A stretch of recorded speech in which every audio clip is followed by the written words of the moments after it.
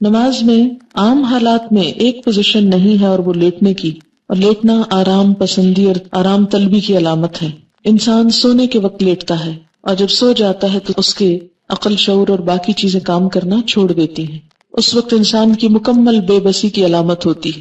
اس وقت انسان پھر نافرمانی کا کوئی کام کر نہیں سکتا، اس لیے نماز میں لٹایا نہیں گیا۔ باقی ہر حال میں جھکایا بھی گیا، ناک کی لکیریں نکلوائی گئی، پیشانی زمین پہ رکھی گئی، ہاتھ زمین پہ رکھوائے گئے، اور اس طرح رکھوائے گئے کہ کہا کتے کی طرح پھیلاؤ مت، ان کو اٹھا کے رکھو تاکہ پوری طرح سر جھک جائے۔ جب آپ ہاتھ پھیلا لیتے ہیں، کونیاں نیچے ٹکا لیتے ہیں، تو سر کے اندر یا پیشانی کے اندر وہ عاجزی نہیں آتی، وہ جھکاؤ نہیں آتا۔ پھر نماز کے اندر آپ سینے پہ ہاتھ باندھتے ہیں۔ سینے پہ ہاتھ باندھنا، دل پہ ہاتھ رکھنا، عاجزی، ادب کا مظاہرہ کرنا ہے، اور اس بات کا سمبل ہے کہ یا اللہ ہم ہاتھ باندھے پوری طرح تیری اطاعت کے لیے تیار ہیں۔ ہاتھ باندھ کے تیرے سامنے عہد کرتے ہیں، ایاک نعبد و ایاک نستعین، ہمارے دل کے خیالات اور خواہشات اور سب کچھ تیرے نام وقف ہے۔ پھر نماز میں ہم ہاتھ اٹھاتے ہیں سب سے پہلے اللہ اکبر کہہ کے، ہینڈز اپ، سر تسلیم خم، کچھ بھی نہیں، سب کچھ چھوڑ دیا، اس دنیا سے بھی اعلان برات اور دنیا کے ہر کام سے، ہر ایک سے منہ موڑ کے اللہ کی طرف۔ اللہ اکبر، آپ خود سوچیں، اللہ اکبر کہتے ہوئے جب انسان اپنے ہاتھ اٹھاتا ہے تو یہ ہینڈز اپ ہونے کی علامت ہے کہ میں بے بس ہوں، تیرے سامنے کوئی بھی چیز، میرے ہاتھ خالی ہے، خالی ہاتھ آیا ہوں، اور عاجز ہوں، اطاعت گزار ہوں، فرما بردار ہوں، جو کہے گا مانوں گا۔ اور آخری ایکشن نماز میں سلام ہوتا ہے۔ ابتدا ہوتی ہے اللہ اکبر سے اور انتہا ہوتی ہے سلام پر۔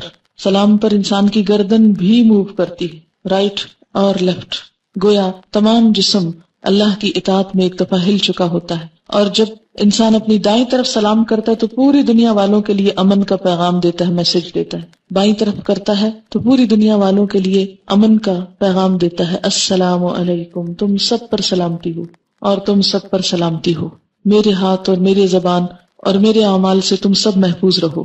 ایک نقطے پہ غور کیجئے، اللہ چاہتا تو یہ ایکشن کروائے بغیر یہ سب کچھ ہم سے کہلوا دیتا، لیکن آپ نے دیکھا ہوگا کہ بچوں کو بعض اوقات پوئمز پڑھوائی جاتی ہیں جو ویسے ہی رٹوا دی جاتی ہیں، اور بعض پوئمز ہوتی ہیں ایکشنز کے ساتھ۔ دونوں میں کیا فرق ہے؟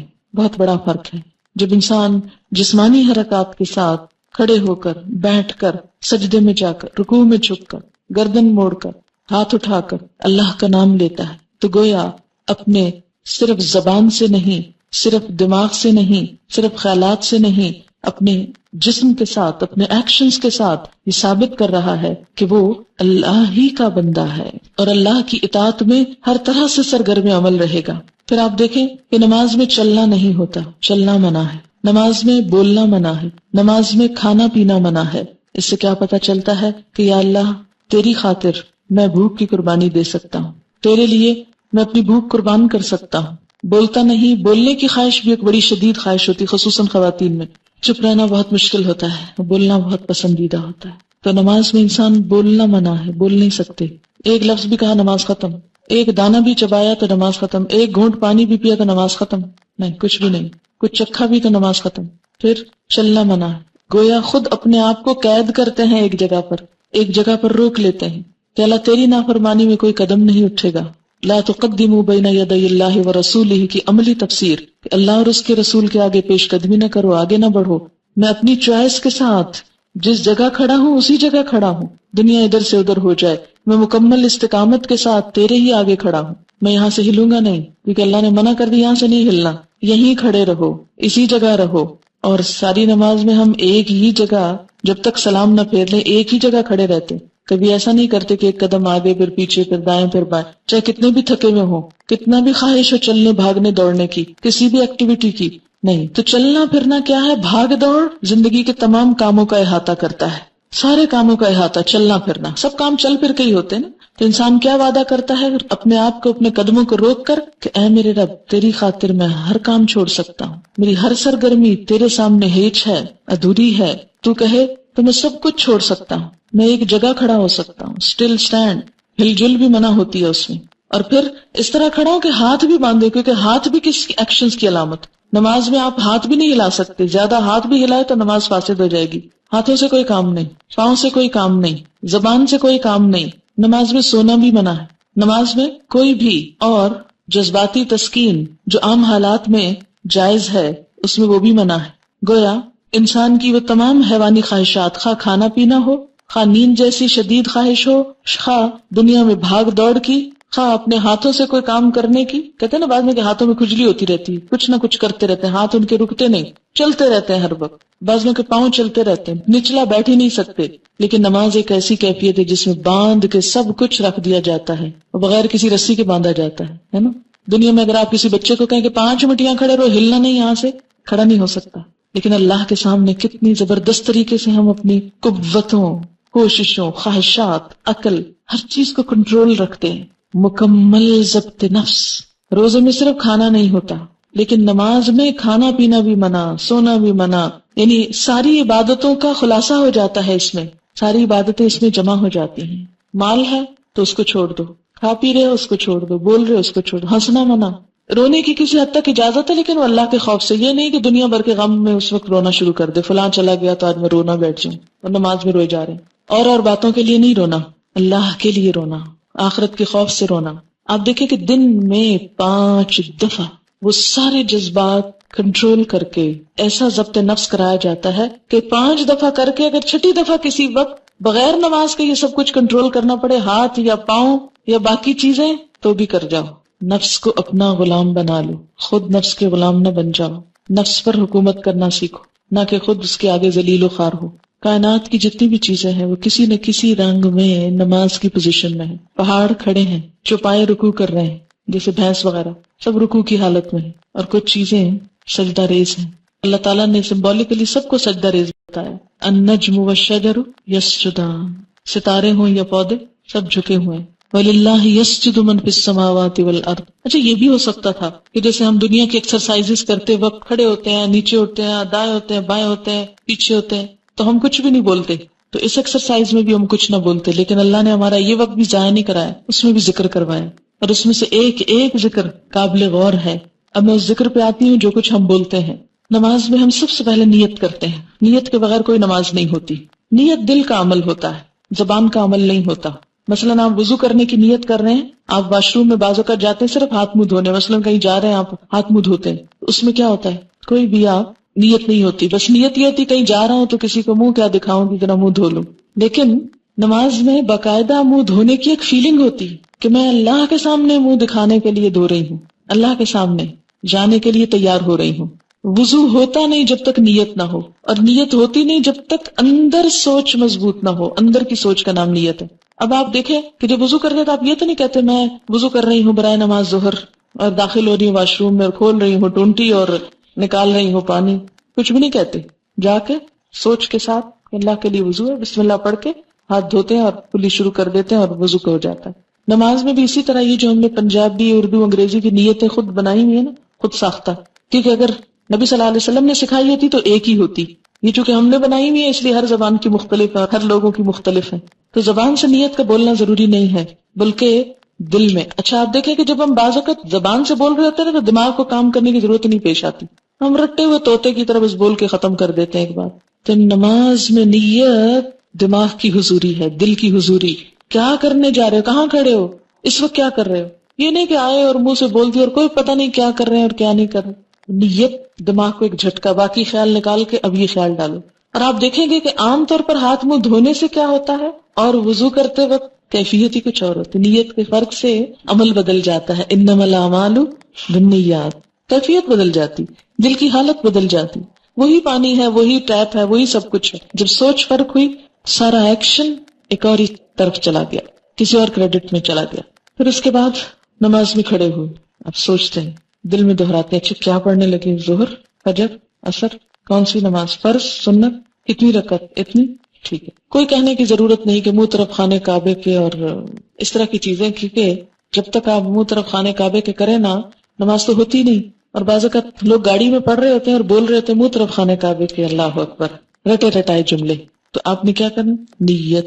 اب نیت میں صرف یہ نیت نہیں کہ 4 رکعت پڑھ رہی ہیں یہ 2 رکعت، صرف یہ نیت نہیں، نیت یہ بھی کہ صرف اللہ کے لیے پڑھ رہی ہیں، کوئی ریاکاری نہیں، کوئی دکھاوا نہیں. کیوں؟ اس لیے کہ اگر دکھاوے کی نماز پڑھی تو نبی صلی اللہ علیہ وسلم نے کیا فرمایا، من صلی یرائی فقد اشرکا، جس نے دکھاوے کی نماز پڑھی اس نے شرک کیا. شرک فویل للمصلین، ہلاکت ہے نمازیوں کے لیے، نمازیوں کے لیے، الذین هم عن صلاتهم ساہون الذین هم یراؤون، وہ جو اپنی نمازوں سے غافل ہیں اور وہ جو دکھاوا کرتے ہیں، نماز میں بھی اور عام زندگی میں بھی۔ نماز ضبط نفس کی ایک ٹریننگ ہے، اور اگر دکھاوا ہے تو ضبط نفس کیا ہوا؟ خاک۔ اور پھر ہر جو سٹیپ ہے اس کو صحیح طریقے پر ادا کرنا، کیونکہ بدترین چوری نماز کی چوری ہے، سجدے اور رکوع ادھورے کرنا، جلد بازی میں کرنا، صرف کھڑے ہو کے بیٹھ کے اٹھک بیٹھک کر کے ختم کر دینا۔ It's not just a physical exercise, یہ کسی انسان کی بتائی ہوئی ایکسرسائز نہیں کہ آپ اس میں غلطی بھی کر لیں، اس میں نہیں ویسے ہم کرتے ہوتے، اس کو اتنا ہی جھکتے ہیں۔ مثلا اگر آپ نے ایروبکس کبھی کیے ہوں تو آپ کو پتا ہے کہ جتنا جس چیز کو بینڈ کرنے کے لیے کہا جاتا ہے اتنا ہی کرتے ہیں، اور جب تک اتنا آپ کر نہ جائیں آپ کی بات پوری نہیں ہوتی۔ آپ ادھورے کریں تو اس کا فائدہ ہی کچھ نہیں ہوتا۔ نماز میں کیا کہ اچھا پھر کیا ہوا اگر کم ہوا یا زیادہ، اتنی کیا ریجیڈیٹی ہے؟ نہیں، اس کا بھی وہ صحیح فائدہ نہیں ہوگا جب تک آپ ہر ایکشن جو ہے وہ سنت کے مطابق نہیں کریں گے۔ اب آپ نے بولنے کا کام شروع کیا، ہاتھ اٹھا کر اللہ اکبر، اللہ سب سے بڑا ہے، ہر چیز سے دستبردار ہوتا ہوں، ہر چیز سے خالی ہاتھ ہوں، صرف اس کی بڑائی کا اعلان کرتا ہوں، اللہ اکبر۔ کھول دیے ہاتھ، مٹھیاں بند کر کے اللہ اکبر نہیں ہو سکتی، ہاتھ کھولنے پڑیں گے، کھول دیے، کچھ بھی ہے گر گیا ہاتھوں سے، سب کچھ چھوڑ سکتا ہوں۔ اور جب ہاتھ اٹھاتا ہے نا انسان، اللہ اوپر کرتا ہے تو بغلوں کے نیچے سے بھی سب کچھ گر جاتا ہے، کہیں پر کچھ نہیں چھپا سکتا۔ اس طرح ہاتھ رکھے ہیں تو چھپا سکتے ہیں، جب اللہ اکبر کہتے ہیں انسان سب کچھ خالی ہو جاتا ہے، ہر چیز سے دستبردار ہو جاتا ہے، کچھ ساتھ چپکا ہوا نہیں رہ سکتا۔ نماز کی حالت میں کوئی بوجھ نہیں اٹھا سکتے آپ، تو کیا ہوا آپ کا؟ اللہ اکبر، اللہ کی بڑائی کا اعلان، سب سے بڑا ہے تو، سب سے بڑا۔ دیکھیں کتنی دفعہ کہتے ہیں اللہ اکبر، کتنی دفعہ۔ اور عملی زندگی میں واقعی اللہ بڑا ہے بڑا؟ نہیں، وہاں تو کہیں نفس بڑا ہے، کہیں عقل بڑی ہے، کہیں مال بڑا ہے، کہیں اولاد بڑی ہے، کہیں دوست بڑے ہیں، کہیں رشتہ دار بڑے ہیں، کہیں رسم و رواج بڑے ہیں، ان کے پیچھے چلتے ہیں۔ اور اللہ بس صرف نماز میں بڑا ہے، اور وہ بھی کوئی خاص نہیں، صرف کہنے کی حد تک۔ کیسی نماز ہے ہماری، اور ہر سٹیپ پہ کہہ رہے ہیں اللہ اکبر، اللہ سب سے بڑا ہے، سب سے بڑا، سب سے بڑا۔ اور اگر نماز درست ہو جائے سارا دین درست ہو جائے، نماز میں احساس اور شعور کام کرنے لگے، زندہ ہو جائے نمازیں ہماری، سوچی سمجھی ہو جائے، بہت کچھ فائدہ ہو جائے۔ اللہ اکبر، اور یہ کہہ کر انسان پر ہاتھ باندھ دیتا ہے سینے پر اور دعا پڑھنے لگتا ہے۔ اس میں کئی ایک دعائیں سکھائی گئی ہیں، مثلاً سبحانک اللہم وبحمدک وتبارک اسمک وتعالی جدک ولا الہ غیرک، پاک ہے تو اے اللہ، اور آپ ہی کی حمد ہے، اور بابرکت ہے آپ کا نام، اور بلند ہے آپ کی شان، اور نہیں کوئی عبادت کے لائق آپ کے سوا۔ پاک ہے تو اے اللہ، پاکی بیان کرتا ہے انسان اللہ، آپ کی حمد، آپ کی تعریف، آپ کا نام بابرکت، آپ کی شان بلند، کتنی زیادہ تعریف کر رہا ہے انسان اللہ کی۔ واقعی عملی زندگی میں ایسا ہی ہے کہ مختلف چیزوں میں اپنی تعریف نہ چاہیں، اللہ کی تعریف چاہیں۔ ہم تو دین کا کام کر کے بھی اپنی تعریف چاہ رہے ہیں، دین کو بلند کرنے کا ہماری نیت کوئی نہیں ہوتی، یہ کم ہی ہوتی ہے، اپنے نام کی بلندی مقصود ہوتی ہے۔ یہ بدترین عمل ہے۔ کوئی نیکی کا کام بھی کریں، دین کا کام بھی کریں تو کس لیے کریں کہ دین بلند ہو، اور جس شخص کی نیت میں یہ چیز آ جائے کہ دین بلند ہو، دین کا کلمہ بلند ہو، اللہ کی ذات بلند ہو، وہ لازماً جھک جائے گا، عاجزی آ جائے گی، اس پہ تکبر رخصت ہو جائے گا، ہر قربانی کر سکے گا انسان، ہر طرح سے پھر انسان اپنے آپ کو نقصان پہنچا لے گا لیکن دین کا نقصان نہیں پہنچنے دے گا۔ اپنی ذات پیچھے چلی جائے گی اور دین آگے آ جائے گا۔ وتعالی جدک، تیری شان بلند ہے، میری شان تو کچھ نہیں، میری شان کیا چیز ہے۔ لیکن آپ دیکھیں کہ باہر نکل کے جتنی لڑائیاں ہیں ہماری اپنی رشتہ داروں کے ساتھ، دوستوں کے ساتھ، معاشرے کے افراد کے ساتھ، وہ ساری شان کی خاطر ہے۔ ہمیں فلاں نے یہ کیوں کر دیا، اور کیوں ہمارے ساتھ ایسا کیوں ہوا، اور ہماری شان میں گستاخی کیوں کر دی، اور ایسا ہو گیا اور ویسا۔ جتنی تعلقات کی خرابیاں سب یہیں سے جڑ پھوٹتی ہے اس کی۔ تو جب انسان کہتا ہے تعالی جدک کا، شان تو تیری بلند ہے، بلندی تو تیری ہی ہے، ہم کیا چیز ہے، بندہ اور عاجز ہو جاتا ہے اور جھک جاتا ہے۔ ولا الہ غیرک، تیرے سوا تو کوئی الہ نہیں، تجھی کو پوچھتا ہوں، تیری ہی عبادت کرتا ہوں، اپنے نفس کی نہیں، عقل کی نہیں۔ ایک اور دعا بھی سکھائی گئی، اللہم باعد بینی وبین خطایایا کما باعدت بین المشرق والمغرب، اے اللہ میرے درمیان اور میرے گناہوں کے درمیان اتنی دوری پیدا کر دے جتنی مشرق اور مغرب کے درمیان، یعنی میں جو غلطیاں کر رہا ہوں ابھی تک، اللہ ان کو مجھ سے دور کر دے، ہٹا دے، کیونکہ وہ جو مجھے چمٹ گئی تو وبال جان جہنم میں لے جائیں گے۔ یا اللہ میری غلطیاں مجھ سے اتنی دور لے جا جتنا یہاں سے مشرق و مغرب کا فاصلہ ہے، بہت ہی دور، کہ ان کے اب مجھے نقصان یا ان کے اثرات نہ بھگتنے ہوں۔ اللہم نقنی من الخطایا، اللہ مجھے پاک کر دے خطاؤں سے، کما ینقی الثوب الابیض من الدنس، جیسے پاک کیا جاتا ہے سفید کپڑا میل کچیل سے۔ کبھی سفید کپڑا دھویا اور اس میں کوئی داغ ہو پھر رگڑتے ہیں، پھر دھوتے ہیں، اچھا پھر کھول کے دیکھتے ہیں، نہیں ابھی نہیں، ابھی رنگ صحیح نہیں ہو، پھر اس کو رنگ کاٹ ڈالتے ہیں، اس کو لیکوڈ ڈالتے ہیں، اس کو نیل ڈالتے ہیں، اس کو خوب چمکاتے ہیں۔ سب سے زیادہ ایفرٹ کس کپڑے کو دھونے میں ہوتی ہے؟ سفید کپڑے کو دھونے میں، اور میل کچیل کا پتہ بھی سفید کپڑے سے چلتا ہے۔ یا اللہ جس طرح سفید کپڑا دھلتا ہے ایسے تو میرے گناہ دھو دے۔ کتنی خوبصورت دعا ہے۔ اللہم اغسل خطایا، اے اللہ دھو دے میری خطاؤں کو، بالماء والثلج والبرد، پانی سے، برف سے اور اولے سے۔ اور یہ جو تکبیر تحریمہ کے بعد نبی صلی اللہ علیہ وسلم یہ دعا پڑھا کرتے تھے، اور یہ مشکات میں آئی ہے، فصل اول کی دعا ہے، اور دوسری بھی جو ہے مشکات میں آئی ہے، فصل دوم کی دعا ہے، ٹھیک ہے۔ یعنی زیادہ صحیح حدیث جو یہ پہلے والی ہے، دوسری بھی پڑھی جا سکتی ہے، لیکن عموماً ہم دوسری والی پڑھتے ہیں، جبکہ پہلے والی کا بھی مفہوم بہت خوبصورت ہے۔ بہت سے لوگ صرف تعصب کی وجہ سے کہ نہیں چونکہ ہمیں بچپن میں ہی سکھائی گئی اس لیے صرف دوسری ہی دعا پڑھتے ہیں، جبکہ اس کے علاوہ بھی دعائیں ہیں۔ بہرحال دونوں بھی پڑھ سکتے ہیں، اور دونوں میں سے کوئی ایک بھی پڑھ سکتے ہیں، نماز ہو جائے گی، کوئی جھگڑا نہیں کسی سے، لیکن جو اپنا فائدہ جتنا کرے اتنا ہی اچھا ہے۔ اگر یہ دونوں پڑھ لے تو زیادہ ہی اچھا ہے۔ اور آپ دیکھیں گے کہ جو ہی آپ یہ کہنا شروع کریں گے اللہم باعد بینی و بین خطایا، تو واقعی شرمندگی کا احساس ہوگا اور گناہوں سے بیزاری ہوگی۔ پھر اس کے بعد اعوذ باللہ من الشیطان الرجیم، اللہ تیری پناہ میں آتا ہوں شیطان مردود سے، جو میرا پیچھا نہیں چھوڑتا، جو مجھے ہر وقت تھکائے ہوئے، ستائے ہوئے ہے، بہکائے ہوئے ہے۔ بسم اللہ الرحمن الرحیم، اللہ کے نام کے ساتھ جو بڑا ہی مہربان ہے، بڑا رحم کرنے والا ہے۔ میں اس عبادت کا آغاز کرتا ہوں۔ الحمدللہ رب العالمین، سب تعریف اللہ کے لیے ہے جو رب ہے تمام جہانوں کا، پوری یونیورس کو اس نے پیدا کیا اور ان کا خیال رکھ رہا ہے، جو ذرے سے پایہ تکمیل تک پہنچاتا ہے۔ پہاڑ کی اصل بھی ذرہ ہے، پانی کی اصل بھی قطرہ ہے، سمندر کی اصل بھی ذرہ ہے، درخت کی اصل بھی بیج ہے، انسان کی اصل بھی نطفہ ہے۔ ہر جو بڑی بڑی چیز ہم کو نظر آتی ہے یہ اصل میں کیا تھی؟ بہت چھوٹی حقیر۔ اس رب کا کمال یہ ہے کہ اس نے حقیر چیز کو اتنی شان دے دی، اتنا بڑا کر دیا۔ رب العالم، رب جو ذرے سے کمال تک پہنچائے، جو ذرے کو چمکا ڈالے، اسے اہمیت دے دے۔ ہم کیا چیز تھے؟ وہ رب جس نے ہم حقیر پانی کا ایک چھوٹا سا کیڑا جس کا کوئی نام نہ تھا، لم یکن شیئا مذکورا، اسے رب نے اتنا بڑا کر دیا، ایک بولنے، سننے، دیکھنے والا، عقل استعمال کرنے والا اور بڑی بڑی باتیں کرنے والا بنا دیا۔ تو تعریف تو میری نہیں، میں تو ایک حقیر چیز تھی، اللہ کی تعریف۔ الرحمن، بڑا ہی مہربان، الرحیم، بار بار رحم کرنے والا، 70 ماؤں سے بڑھ کے پیار کرنے والا۔ اس کی رحمت سے ہی جی رہی ہوں، ورنہ جتنے گناہ ہیں شاید اگلا سانس بھی نہ لے سکوں۔ مالک یوم الدین، جزا سزا کے دن کا مالک، بدلے کے دن کا مالک۔ مالک یوم الاخرہ نہیں کہا گیا، مالک یوم الدین کہا گیا، بدلے کا دن، بدلے کا دن۔ اگر دنیا میں کسی دن کو آپ دیکھیں، بڑے دن منائے جاتے ہیں، مناتے ہیں نا، آج خواتین کا دن ہے، آج مزدوروں کا دن ہے، اور آج بچوں کا دن ہے، اور پولیو کا دن ہے، اور کسی ایک دن میں کہا جائے اگر آج بدلے کا دن ہے تو کیا حالت ہو؟ بدلے کا دن، قیامت کی سب سے بڑی مشکل ہی تو یہ ہے کہ وہ بدلے کا دن ہے۔ کون سا بدلہ؟ اچھا بدلہ بھی، جزا بھی اور سزا بھی، دونوں ہی چیزیں۔ من یعمل مثقال ذرۃ خیرا یرا ومن یعمل مثقال ذرۃ شرا یرا، نیکی کا ذرہ بھی جا دیکھے گا انسان، اور برائی کی حالت بھی جا دیکھے گا۔ لا تخفی منکم خافیہ، کوئی چھپی ہوئی چیز چھپی نہ رہ جائے گی۔ وبرزوا للہ الواحد القہار، سب نمایاں عیاں ہر چیز سامنے آ جائے گی۔ وَأُرِدُوا عَلَىٰ رَبِّكَ صَفًّا، صف در صف پیش کر دیے جائیں گے۔ وَوُضِعَ الْكِتَابُ، کتاب رکھ دی جائے گی، اور انسان کہے گا مَا لِهَٰذَا الْكِتَابِ لَا يُغَادِرُ صَغِيرَةً وَلَا كَبِيرَةً إِلَّا أَحْصَاهَا، کوئی چھوٹی بڑی چیز اس کتاب نے نہیں چھوڑی مگر جس کو گن گن کے نہ رکھا۔ گنی ہوئی چیزیں، ایک ایک نمبر گنا ہوا۔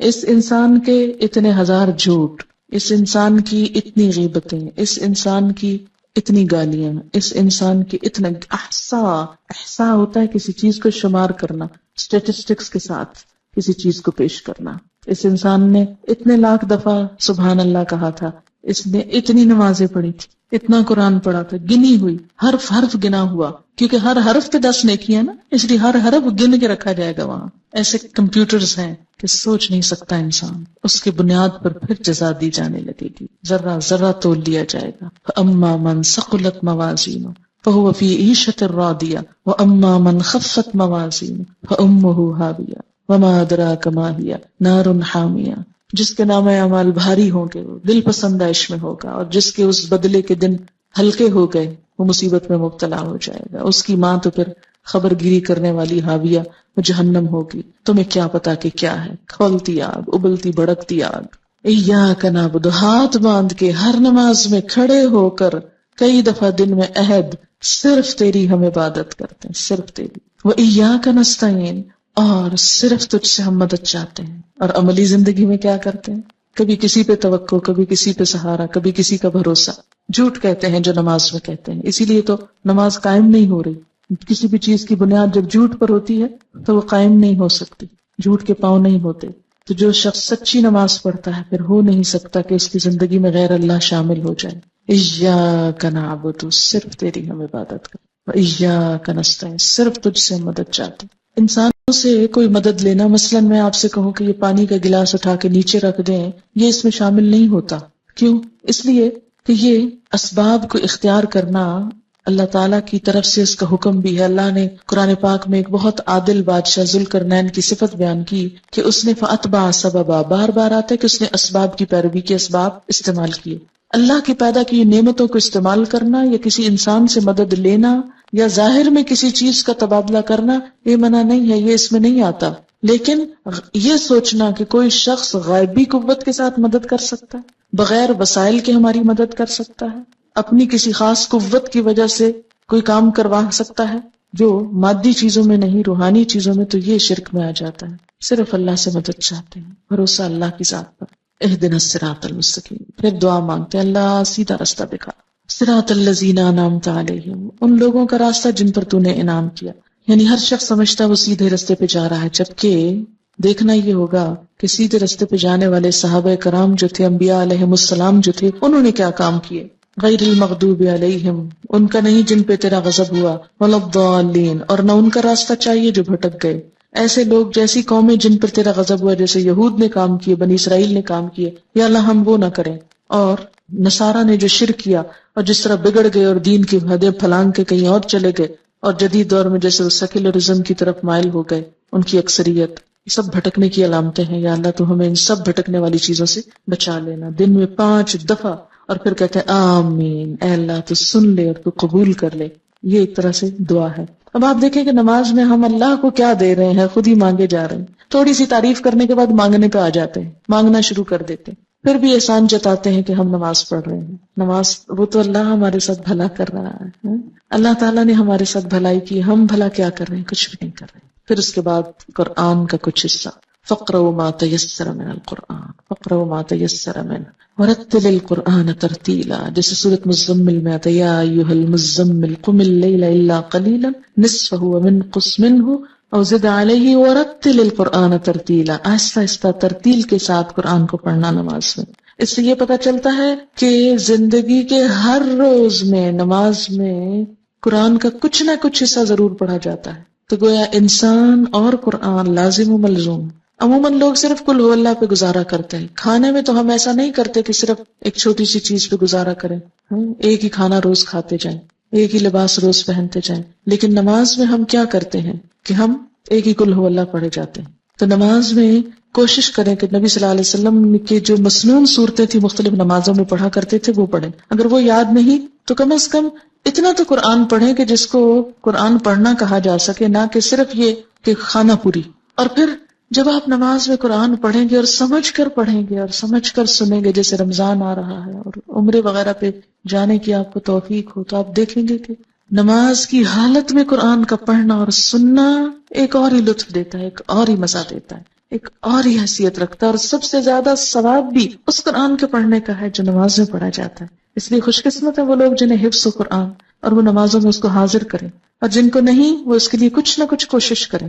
اور آپ سب کے لیے میں یہ کہوں گی جو لوگ اب فارغ ہو کے جا رہے ہیں، ہمارے پچھلے سال کی ایک اسٹوڈنٹ تھی، ان کا جب کورس ختم ہو رہا تھا تو بہت اداس تھی، جیسے اکثر لوگ اداس ہوتے ہیں اس موقع پر. لیکن انہوں نے اپنی اداسی کو اور اس خلا کو کہ میں اب روز اتنا قرآن سنتی اور پڑھتی تھی، اب ایک دم میری زندگی میں خلا آ جائے گا، اتنا قرآن کے ساتھ تعلق، پھر کیا ہوگا؟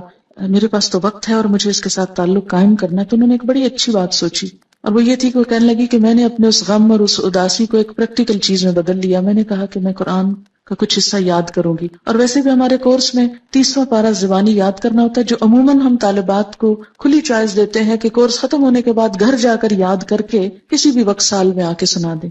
تو 30واں چونکہ ہماری طرف سے لازم تھا تو انہوں نے کیا کیا، جاتے ہی قرآن پاک چھوٹی چھوٹی صورتوں کے ساتھ یاد کرنا شروع کر. اب وہ کہتی تھی کہ جس طرح میں پہلے دن میں 10 دفعہ سبق ترجمے سے یاد کرتی تھی، اب میں نے کیا کیا 10 نہیں 20 دفعہ ایک ایک آیت پڑھتی تھی. جب آیت یاد ہوتی پھر 2 آیتیں ملا کے 20 دفعہ کرتی. پھر اسی طرح پہلے یہ ہوتا ہے کہ جب کوکنگ کر رہے ہیں تو قرآن پڑھ رہے ہیں، تو اب بھی میرا روٹین ہوتا تھا کہ اس وقت بھی قرآن پڑھ رہے ہیں. کہتی ڈرائیونگ کر رہی ہوتی تھی تو لائٹس پہ گاڑی رکتی تھی تو فوراً قرآن اٹھاتی اور سورت کو یاد ویسے پڑھتی رہتی، اور پھر کیا کرتی تھوڑی سی جہاں سے بھولتی وہاں سے سپارہ دیکھ کے یاد کر رہی. پھر کہتی کہ میں نے ایک حافظہ کا بندوبست کیا کہ جو مجھ سے سنتی تھی، کیونکہ میں سمجھتی تھی کہ اب اتنا زیادہ ہو گیا کہ میں خود سے نہیں کر سکی. قرآن سنانے سے ہی زیادہ یاد ہوتا ہے، غلطی نکلتی ہے تو پتہ چلتا ہے کہ کہاں کھڑے. کہتی پھر اس کے سنانے کا بندوبست کیا. اور اس طرح وہ جو مجھے ڈر تھا کہ گیپ آ جائے گا، کہ قرآن کے ساتھ اتنی اٹیچمنٹ ہو گئی تھی اور اتنا اچھا سال گزرا تھا، تو اس میں فرق نہیں پڑا. پھر 30واں ہم نے لازم کیا تھا، اس میں جب انہوں نے سنایا تو کوئی غلطی نہیں تھی، 100 کے 100 نمبر تھے ان کے. پھر اس کے بعد انہوں نے کیا کیا، خود اپنے اون پہ 29واں بھی، کیونکہ بچے ان کے بڑے ہیں، 2 ہیں، بڑے ہو چکے ہیں، کتنا گھر کا اتنا خاص کام نہیں. خود ڈینٹسٹ تھی، کام چھوڑ دیا فی الحال. اور اگر ڈینٹسٹ ہوں بھی اور پریکٹس کریں بھی تو آپ دیکھیں کہ آپ لوگوں کے دانت جوڑتے رہیں، توڑتے رہیں، نکالتے رہیں، ڈالتے رہیں اور ساتھ قرآن پڑھتے رہیں. میرے دانت میں ایک دفعہ تکلیف ہوگی تو میں ڈینٹسٹ کے پاس مجھے آدھا گھنٹہ بعض اوقات اس چیئر پہ بیٹھنا پڑتا تھا، اور وہ کسی نہ کسی نرس یا ادھر ادھر بات شات کرتے رہتے تھے. تو میں سوچتی کاش اس شخص کو قرآن آتا ہو یا اس کو قرآن کی سمجھ ہو یا کوئی اچھی باتیں، تو اس وقت یہ مریض کو اتنا لمبا لیکچر دے سکتا ہے کھڑے کھڑے باتوں میں. تو وہی بھٹی جھونکنے والے اور اس کی مثال پھر آ گئی نا، اچھے دوست اور اچھے ساتھی. جلیس کا لفظ کوئی بھی جو ساتھ بیٹھ جائے، صرف دوست نہیں، جو دلی دوست، کوئی بھی جو پاس بیٹھا ہو، اس کی مثال ہے وہ. تو اس طرح جیسے ابھی اب دعائیں آپ کو سکھائی جائیں گی نئے لوگوں کو جو سیکھ چکے ہیں، اس میں بھی ہم یہ دعا مانگتے ہیں نا کہ ورزقنی تلاوتہ آناء اللیل وآناء النہار، مجھے اس کی تلاوت کی توفیق عطا کر رات کی گھڑیوں میں اور دن کی گھڑیوں میں. یعنی جب آپ قرآن آپ کو یاد ہو جاتا ہے تو پھر کیا ہوتا ہے، کھڑے چلتے بیٹھتے اٹھتے پھرتے آپ کچھ نہ کچھ یاد کر لیتے ہیں. پھر اس کو یاد رکھنے کا طریقہ یہ ہے کہ نمازوں میں آپ اس کو پڑھیں، اور جس کے لیے یہاں بات ہو رہی ہے کہ نماز کے اندر اس کو دہرایا جائے. اور اس میں یہ کہ جیسے ظہر کی نماز کے لیے ایک سورت رکھ لیں، ایک عصر کے لیے رکھ لیں، پھر مغرب کے لیے، اور اس طرح آپ کی نماز میں کنسنٹریشن خود بخود آنے لگے گی جب قرآن ورائٹی کے ساتھ آپ پڑھیں. اور اگر کل هو اللہ پہ صرف زور رہا، اس کو آپ بے شک شامل کریں اپنی نماز میں. جیسے ایک صحابی تھے، وہ ہر نماز کی ہر رکعت میں ہر اور تلاوت کے ساتھ کل هو اللہ ضرور پڑھتے تھے. تو کسی نے حضور سے شکایت کر دی صلی اللہ علیہ وسلم، تو آپ نے اس سے پوچھا تو انہوں نے کہا مجھے اس سورت سے بڑی محبت ہے. تو آپ صلی اللہ علیہ وسلم نے فرمایا تمہاری اس سورت کی محبت نے تجھے جنت میں داخل کروایا. تو اچھی سورت ہے، ضرور پڑھیں. یہاں میرے کہنے کا مطلب یہ نہیں کہ کل هو اللہ چھوڑ دیں، ضرور پڑھیں، لیکن اس کے ساتھ ورائٹی کے ساتھ قرآن، کبھی کہیں سے کبھی کہیں سے کبھی کہیں سے. تو آپ دیکھیں گے انشاءاللہ نمازیں بہت امپروو ہوں گی. اور سب سے زیادہ جو قرآن پڑھنے کا اجر اور ثواب اور لطف ہے وہ نماز ہی کے اندر ہے. پھر اس کے بعد ہم کیا کرتے ہیں، اللہ اکبر کہہ کر پھر رکوع میں جاتے ہیں. رکوع میں اور اس وقت ہم کیا پڑھتے ہیں، سبحان ربی العظیم، پاک ہے میرا رب جو بہت بڑا ہے، میں تو بہت چھوٹی ہوں، میں تو جھکی ہوئی ہوں، بڑا تو وہ ہے. عملی طور پہ اپنے آپ کو پریکٹیکلی فزیکلی اپنے آپ کو بینڈ کر کے، اور پھر انسان اللہ کی عظمت کی بات کرتا ہے، سبحان ربی العظیم. اور یہاں پر ایک دعا بھی پڑھی جاتی ہے، سبحانک اللہم ربنا وبحمدک اللہم اغفر لی. اور یہ دعا بھی نبی صلی اللہ علیہ وسلم سے ثابت ہے. یہ پہلی دعا اور دوسری دعا یہ دونوں ہی مشکات سے ہیں. پہلی دعا جو ہے مشکات کی فصل اول سے اور دوسری فصل دوم سے. اچھا، فصل اول سے کیا مراد ہے، اس میں کیٹیگری ہے. جو سب سے زیادہ صحیح حدیثیں ہیں وہ فصل اول میں ہے، جو ذرا کم ہے کسی بھی لحاظ سے تو وہ سیکنڈ کیٹیگری میں، پھر تیسری میں کچھ ضعیف حدیثیں بھی شامل ہیں اس میں. تو یہ جو دعا ہے سبحانک اللہم ربنا وبحمدک اللہم اغفر لی، یہ پہلے درجے کی دعاؤں میں سے ہے. اس کو بھی پڑھ سکتے ہیں. اور اس کا معنی کیا ہے، پاک ہے تو اے اللہ، اے ہمارے رب، اور تعریف تیرے ہی لیے. اللہ میاں مجھے بخش دے، میں تیرا عاجز بندہ، تو میری بخشش کر. ہم یوں بھی کر سکتے ہیں 3 دفعہ سبحان ربی العظیم پڑھ کے 4تھی دفعہ یہ پڑھ لیں یا 2 دفعہ یہ پڑھ لیں، جیسے آپ چاہیں. اس میں اوپن چوائس ہے. جب انسان اپنی عاجزی کو تسلیم کرتا ہے نا، اپنی کمی حقارت کو، پھر لازمی بخشش کی دعا نہیں کرتا، اللہ تعالیٰ پھر تو مجھے معاف کر دے، معاف کر دے. کیونکہ ہم اللہ کا شکر تو ادا کر ہی نہیں سکتے، اور اس کی نعمتوں پہ شکر ادا نہ کرنا یہ ایک قصور ہے. اگر ہم کوئی گناہ نہ بھی کریں، کچھ بھی نہ کریں، ہم چپ بھی بیٹھے رہیں، یہ بھی ایک قصور ہے کہ اللہ نے زبان دی سے اس کے ذکر میں کیوں نہیں استعمال کیا. بہرحال پھر اس کے بعد ہم رکوع سے اٹھ جاتے ہیں، اور اس وقت پھر اٹھتے اٹھتے اللہ کی تعریف کرتے ہیں. سمع اللہ لمن حمدہ ربنا ولک الحمد حمدن کثیرن طیبن مبارکن فی. سن لیا اللہ نے جس نے اس کی تعریف کی، جس نے اللہ کی تعریف کی، اللہ نے اس کی بات سن لی. اب دیکھیں کہ جب آپ کو یقین ہو کہ کسی نے آپ کی بات سن لی، بات پہنچ گئی، کتنا لطف آتا ہے اس چیز میں. سن لی. کوئی کسی کی بات نہ سنے کیسا لگتا؟ آپ کسی سے بات کرنا چاہ رہے وہ سنے نہ آگے سے، میں نہیں سننا چاہتا، جاؤ یہاں سے، کتنا برا لگتا ہے. تو سمع اللہ لمن حمدہ، اللہ اتنا پیارا ہے کہ جو اس کی تعریف کرتا ہے وہ اس کی بات سن لیتا ہے. چپکے سے بھی کہتے ہیں نا، دل میں، وہ بھی سن لیتا ہے. سمع اللہ ربنا، اے ہمارے رب، ولک الحمد، تعریف تیرے ہی لیے ہے. پھر تعریف، اور کیسی تعریف؟ حمدن کثیرن، بہت زیادہ تعریف، طیبن، پاکیزہ تعریف، اچھی تعریف، مبارکن فی، بابرکت. یہ جو دعا پڑھی ہے میں نے آخر میں، یہ بھی فصل اول کی دعا میں سے مشکات کی. یہ جو دعا حدیث میں آتا ہے کہ نبی صلی اللہ علیہ وسلم نماز پڑھا رہے تھے کہ سلام پھیرنے کے بعد آپ نے پوچھا کس نے یہ دعا پڑھی ہے؟ کسی شخص نے پیچھے سے محبت میں آ کے یہ پڑھی تھی. آپ نے فرمایا میں نے 30 سے زیادہ فرشتوں کو اس دعا کی طرف لپکتے دیکھا کہ وہ اسے اٹھانا چاہتے تھے. اتنی بڑی نیکی تھی کہ ایک سے ایک آگے بڑھ کے اس کو اٹھانا چاہ رہا ہے. یہ نیک عمل ہم لے کے جائیں گے اللہ تعالیٰ کے پاس. بالکل ایسے ہی جیسے کسی کو پھول پیش کرنے تو ہر ایک کی خواہش ہوتی ہے میں پھول پیش کروں. کیوں؟ کیونکہ پھول پیش کرنے میں بھی کیا ہوتا ہے؟ ایک آنر ہے نا. تو فرشتوں کو بھی نیک بندوں کی نیکی اٹھا کے لے جانے اور پیش کرنے میں ایک آنر ہوتا ہے ان کے لیے. تو میں پیش کروں گا، ہم اس کو لے کے جائیں گے، اس نیک عمل یہ ہمیں دے دیں. اچھی چیز ہر کوئی لینے اور اٹھانے کو تیار ہوتا ہے نا. اتنی خوبصورت دعا، حمدن کثیرن طیبن مبارکن فی. بہت تعریف، بہت زیادہ تعریف. جب انسان کسی سے بہت محبت کرتا ہے نا تو کہتا ہے بہت بہت اچھی چیز، بہت زیادہ علامے کی تعریف. حمدن کثیرن، بہت اچھی والی تعریف. طیبن، مبارکن، بہت برکت والی، بہت برکتیں ہوئے اس میں. مبارکن فی، نہیں برکت کیا ہوتا ہے؟ نشو نما، بڑھوتری. اتنی تعریف کہ جو بڑھتی چلی جائے، زیادہ سے زیادہ ہوتی چلی جائے، کہیں رکے ہی نہ، ختم ہی نہ ہو. حد کر دیتا ہے انسان تعریف میں. اور یہ وہی کر سکتا ہے جو اللہ سے واقعی محبت رکھتا ہو.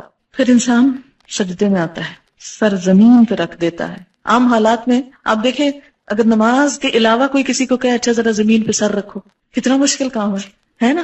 عام حالات میں تو کوئی چیز گر جائے تو ہم کہتے ہیں اچھا فلاں نے ذرا پکڑاؤ یہ گری ہوئی چیز ہے، مجھ سے نہیں نیچے ہوا جاتا. کتنا مشکل ہے. لیکن اللہ کی خاطر محبت میں زمین پہ جا پڑتا ہے انسان، بس سر رکھ دیتا ہے، ناک رگڑتا ہے اپنے، کیونکہ ناک نہ لگے تو سجدہ نہیں ہوتا.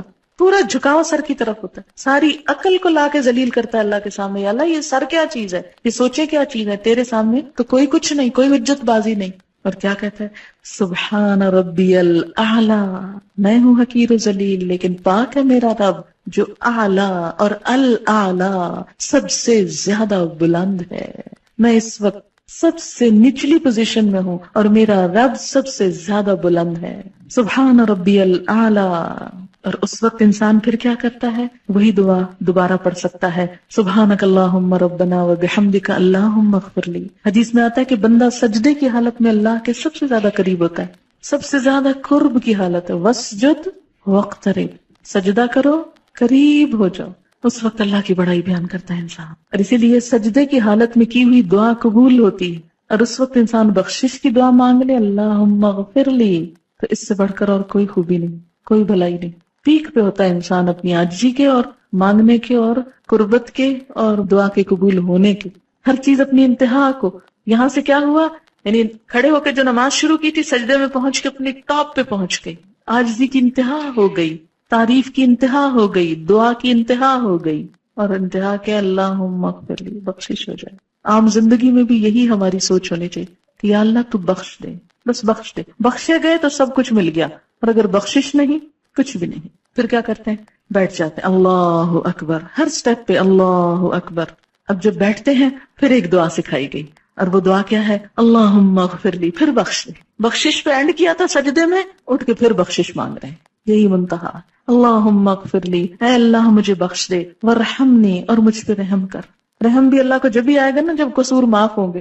آپ کسی سے توقع رکھ سکتے ہیں کہ کوئی آپ کے ساتھ بھلا کرے جبکہ اس کا دل آپ کی طرف سے میلا ہو، کہ وہ آپ سے ناراض ہو یا آپ نے اس کو ستایا ہوا ہو؟ کیسے بات کرتے؟ نہیں، پہلے بخشے جائیں گے تو پھر ہی رحمت ہوگی. اللہم اغفر لی ورحمنی. اور کیا؟ واہدنی. یہ دعا کی ترتیب دو مختلف روایتوں میں فرق ہے. میں اس ترتیب سے جو یہاں لکھی ہوئی پڑھتی ہوں. وجبرنی، میری مجبوری دور کر دے، میرا نقصان پورا کر دے. ورفانی، اور مجھے بلند کر دے. میں ہوں حقیر، بلند تو ہی ہے، تو مجھے بھی اپنے نام کے ساتھ بلند کر دے. واہدنی، اور مجھے ہدایت دے، راہ دکھا. وعافنی عافیت دے، صحت دے، ورزقنی رزق دے. دین معتدل دین ہے، دنیا اور آخرت دونوں کی بھلائیاں مانگنی سکھائی گئی. پھر دوبارہ سجدہ، اللہ اکبر، پھر وہی عاجزی، پھر وہی مغفرت کی دعا، پھر اللہ اکبر، اور اسی طرح دوسری رکعت، اور پھر التحیات. اب بیٹھ جاؤ، بیٹھ کے پڑھو. اب ہم اس میں اپنی مرضی نہیں کر سکتے کہ یہ دعا سجدے میں پڑھ لو، سجدے کی بیٹھ کے پڑھ لو، بیٹھ کے پڑھنے والی کھڑے ہو کے پڑھو. کھڑے ہو کے کیا پڑھوایا؟ سورۃ الفاتحہ. بیٹھ کے کیا پڑھوایا؟ التحیات اور درود شریف. التحیات للہ، سب اچھے کلمات، سب تحفے، سب درود اور وظیفے، سب کچھ للہ، اللہ کے لیے. میرے سارے اذکار، میرے سارے دعائیں، میرے سارے اچھے جذبات، میرا سب کچھ میرے رب کے لیے، للہ. التحیات، تحیہ کا لفظ ہے نا، بڑا جامع لفظ ہے، ایک لفظ میں ترجمہ ہو ہی نہیں سکتا اس کا. تحیہ تحفے کے لیے بھی آتا ہے، ہدیے کے لیے، دعا کے لیے بھی آتا ہے، اچھے جذبات کے لیے. اللہ تعالیٰ میرا سارا مال بھی تیرا، میری ساری دعائیں بھی تجھ سے، میرے سارے جذبات بھی تیرے لیے، میرا سب کچھ تیرے لیے. التحیات للہ، التحیات للہ، تحیہ والصلوات، سب دعائیں، سب عجز و نیاز، والطیبات، سب پاکیزہ چیزیں، سب پاکیزہ کلمات، سب پاکیزہ رزق، سب کچھ اللہ کے نام. التحیات للہ والصلوات والطیبات، سب کچھ تیرا ہی تیرا، سب تیرے لیے، میرا تو کچھ بھی نہیں.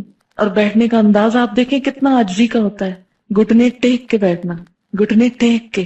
یہ نہیں کہا کہ ٹانگیں پھیلا کے بیٹھ جاؤ بے شک، یا پلتھی مار کے بیٹھ جاؤ دو زانوں، نہیں، پاؤں پیچھے کر کے، گھٹنے ٹیک کے، عاجزی. گھٹنے ٹیک دینا محاورہ ہے، عاجزی کی علامت. بیٹھنے کا ادب سکھایا گیا، طریقہ، سلیقہ. اور پھر ہاتھ گھٹنوں پہ رکھ دو، یہاں سینے پہ نہیں رکھوائے گئے کہ سینے پہ رکھ کے گھٹ. اب دیکھیں کتنی عجیب حالت ہوتی نا اگر ہم بیٹھے اس طرح ہوتے اور ہاتھ سینے پہ ہوتے. ہاتھ بھی وہیں رکھو، کتنا ڈسپلن، کتنی عاجزی، کتنی خوبصورت پھر پوزیشن بن جاتی. ہاتھ گھٹنوں کے اوپر رکھو، انگلیاں ڈھیلی چھوڑ دو. اچھا ایک یاد رکھیں، ساری نماز کی ہر پوزیشن میں اکڑنا نہیں، کھینچنا نہیں، ڈھیلے. خشوع، آواز میں بھی خشاعت الاصوات، پوزیشن میں بھی ڈھیلا پن، عاجزی، نرمی، انکساری. کیوں؟ اس لیے کہ قد افلح المؤمنون الذین هم فی صلاتهم خاشعون. اور خشوع کا سب سے پہلا ذریعہ جسم کا ڈھیلا پڑ جانا. اور آپ دیکھیں گے کہ جب جسم ڈھیلا ہوگا، ٹینشن نہیں ہوگی آپ کی، ایک تو ویسے ٹینشن ریلیز ہوگی، اور دوسرا یہ کہ روح سے الفاظ نکلیں گے پھر. کیونکہ جب ہم کھچے ہوتے ہیں نا تو کچھ انرجی ہماری ادھر بھی لگ رہی ہوتی کھچاؤ میں، تو جب وہ ساری انرجیاں ادھر سے بچا کے ایک جگہ کانسنٹریٹ کر لیتے ہیں اللہ کے لیے، ریلیکس ہو کر پوری طرح ایک ہی چیز دماغ میں ہوتی ہے اور دل میں. التحیات للہ والصلوات والطیبات، کتنی خوبصورت. تحیات للہ، سارے تحفے اللہ کے لیے. آپ دیکھیں تحفہ کس کو دیتے ہیں؟ آپ کبھی سوچا آپ کس کو دیتے ہیں؟ جس سے محبت ہوتی، اور محبت کے اظہار کے لیے ہوتا ہے، اس لیے نہیں ہوتا کہ کوئی ضرورت مند ہوتا ہے. اچھا جب اللہ کے لیے ہم کہتے ہیں سارے تحفے تیرے لیے، التحیات للہ. اچھا پھر تحفہ کس چیز کا ہوتا ہے؟ جو چیز انسان کو بہت اچھی لگتی یہ دینی چاہیے. آپ یہ تو نہیں کرتے کہ جو ردی مال اٹھا کر یہ تحفہ میں دے دیتے ہیں کسی، وہ تو پھر دھوکہ ہے. اپنی اچھی سے اچھی چیز، خوبصورت سے خوبصورت. اسی لیے پیکنگ کتنی خوبصورت، بعض اوقات اندر کچھ نہیں ہوتا، پیکنگ بڑی اچھی کرتے ہیں. اس لیے تاکہ دیکھنے والا پیکنگ دیکھ کے خوش ہو جائے. اصل مقصود خوش کرنا ہوتا ہے نا کسی کو. تو یہاں بیٹھ کے ہم زبان کے ساتھ اظہار کرتے کہ اللہ میرا سب کچھ تیرے لیے، تجھے خوش کرتا ہوں. تحیات للہ، التحیات للہ. لیکن عملی زندگی میں کچھ بھی نہیں کرتے ہم، اس لیے کہ کبھی بیٹھ کے گھٹنے ٹیک کے ہاتھ رکھ کے سوچو ہی نہیں کیا کہہ رہے ہیں ہم. التحیات للہ، کتنی محبت کا والہانہ انداز. اللہ سارے تحفے تیرے ہی لیے، ساری اچھی باتیں تیرے ہی لیے، سارے اچھے جذبات تیرے لیے. یاد رکھے تحفہ صرف کسی مالی چیز کا ہی نہیں ہوتا، مال ہی نہیں ہوتا کوئی تحفہ، اچھے جذبات کا اظہار بھی تحفہ ہی ہوتا ہے. اس لیے کارڈ سسٹم ویسٹ میں کتنا چلا، ہر موقع پہ کارڈ، اور کارڈ میں کیا لکھا ہوتا ہے؟ جذبات کا اظہار ہوتا ہے نا. تو وہ جو جذبات کا اظہار ہے والصلوات والصلوات والطیبات، اور وہ کیا ہے؟ پاکیزہ بھی ہیں. کتنے گہرے لفظ ہیں تین یہ، التحیات للہ والصلوات والطیبات والطیبات. ہم دیکھیں کہ اللہ کے لیے جذبات اور پاکیزہ، صاف، کوئی بدگمانی نہیں، کوئی شکوہ نہیں، کوئی کچھ بھی نہیں، بالکل خالص، چمکدار، شفاف. اگر آپ کو پتہ چل جائے کسی کے بارے میں کہ کوئی آپ کو کچھ دے رہا ہے اور اس میں کچھ ملاوٹ کی ہوئی ہے، اس نے مثلا دودھ بھیجا کسی نے آپ کے گھر توفتاً اور پانی ڈال کے بھیجا ہے، کوئی کھانا بھیجا اور باسی بھیجا ہے، وہ تحفہ لے کے آپ کی محبت بڑھتی ہے یا عداوت بڑھتی ہے؟ اللہ کو جو تحفے ہم دیتے ہیں ساتھ ہی کہتے ہیں طیبات، طیبات، پاکیزہ، کوئی دھوکہ نہیں، فریب نہیں. عام طور پر بھی کیا حکم دیا گیا مثلا تحفے کے معاملے میں ہمیں کہ اپنے بھائی کے لیے وہ پسند کرو جو اپنے لیے کرتے ہو.